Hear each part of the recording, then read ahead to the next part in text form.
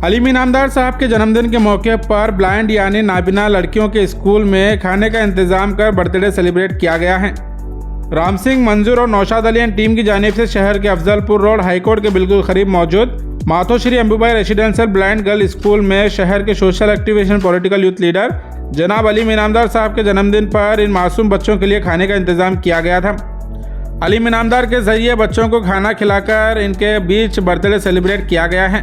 और इन सभी नाबीना लड़कियों ने खूबसूरत अंदाज में अलीम इनामदार को बर्थडे विश कर लंबी उम्र की दुआ देते हुए मुबारकबाद पेश की है।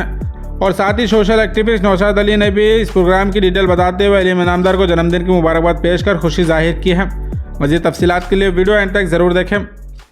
आज बहुत खुशी का दिन था। अब्दुल अलीम इनामदार के जन्मदिन के मौके पर आज हैंडीकैप लोगों के बच्चों के साथ अपनी खुशी को इजहार किया अलीम भाई ने,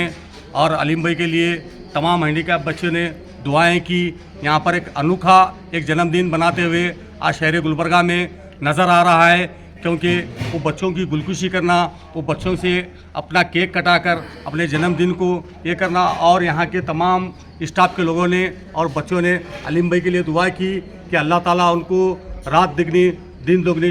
तरक्की अता फरमाए और वो एक ज़बरदस्त लीडर के